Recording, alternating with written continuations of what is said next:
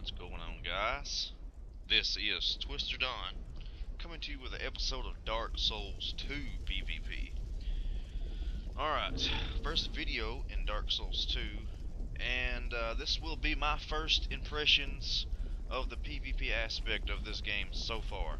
The game's still new, so everybody's still learning different things, and here is my thoughts on a variety of different aspects of this game. This particular area seems to be a hot spot at the moment. It's the bridge in the Iron Keep area, I do believe.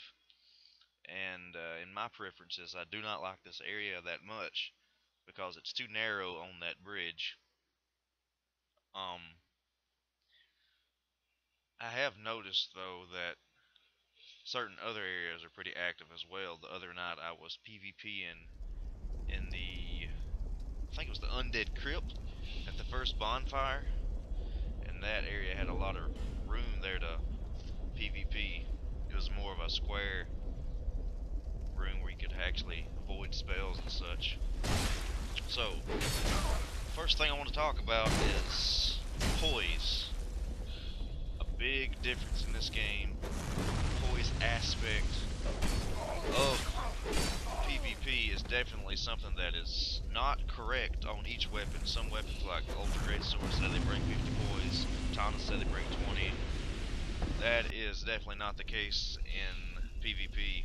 I think somebody actually did a test on it, and I'm pretty sure that what he did has worked for me so far. And in this case, I'm PvPing with hardly no poise here. But in order to poise through things, you gotta have a super amount of poise, and I actually have an armored build that can poise one hit from just about anything other than great swords and stuff like that, which you have to pretty much be wearing full havels, it seems, to poise through some of those great swords. So, with that being said, the stun locking is definitely out there. It's definitely out there, and you gotta be careful of certain weapon types and really get to know the movement sets of each type of weapon and what they can do to you. So, also another thing is, I'm using the Chaos Blade here, and you know, I was going through the list of katanas and trying to find out which one would work for me, and if they were as good as they were in Dark Souls 1. And I think they're pretty good. I think they slow down a little bit when you do a 1-2-1. When you do a 1-2 combo, it seems to have the same speed as Dark Souls did, but when you do a 1-2-3, there tends to be a pause from the down, up, and then down again. So, what I've been doing is a lot of running R1 to R1, R1, then rolling away. That's worked for me so far. And as you see on this guy, roll BS is still very viable for spells. It's harder to do against weapons. It's still very much able. You're still very much able to do it. It just depends on the weapon type. And you gotta beware of their spamming abilities and their stamina bar if you are going to try to roll BS something. I've rolled BS some great swords before.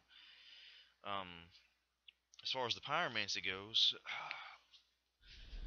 the first thing that everybody was using was it flame swaths? That's what it's called.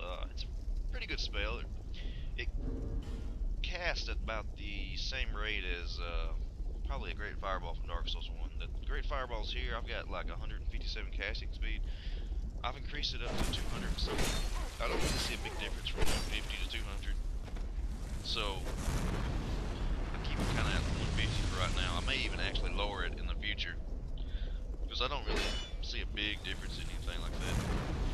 But flame swath is, I use it. It's like somebody else is using spells, or somebody's running away to heal, or somebody's super aggressive. They're fighting gamers and stuff. I mean, it's really easy to avoid, as you see right here in this fight. I've been able to avoid it. He was able to avoid it as well. Great fireball's good if people are away from me. I still haven't mastered throwing it at the ground or throwing it unlocked. I haven't been able to master that, due really to the fact that it takes so long to cast. Like I said, I even increased my casting speed up to like 200 or something. I really couldn't really tell the difference there. I haven't got great Chaos Fireball. I need to pick that up, but here that's pretty hard to get.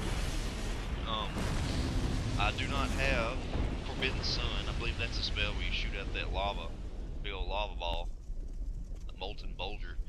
I plan on getting that pretty soon, and that probably Flame Swath, little Fire Tempest every now and then. Fire Tempest is good. Firestorm is Fire Tempest does more damage. I haven't got Chaos Firestorm,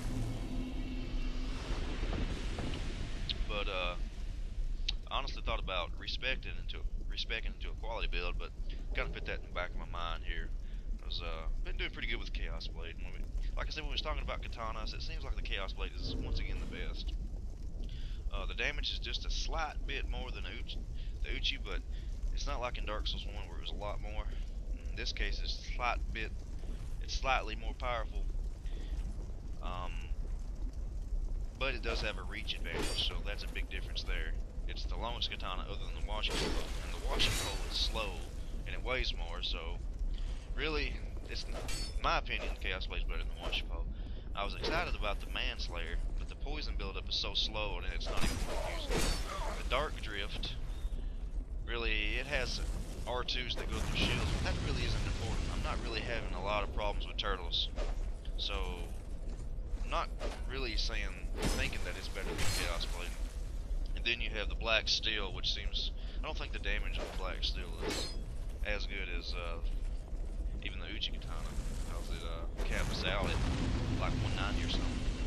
And then the Berserker Blade, I'm not lying. I farmed the Berserker and the Bell Tower for 5 straight hours, got his full set of equipment, did not get the Berserker Blade. I thought the Berserker Blade's damage might be up there with Chaos.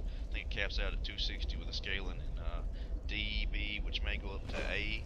But if it was to go up to CA, then I think that weapon would be, I think it's shorter than the Chaos Blade. I think it would have more damage.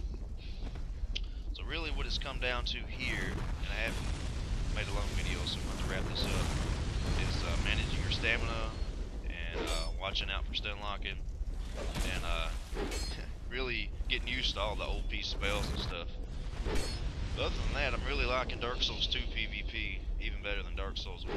Just, I don't know, it's something new and it seems fun. Hopefully if the soul memory thing gets worked out, it's not as scary as what we think, then we'll definitely have a good long experience here in Dark Souls 2. Until next time.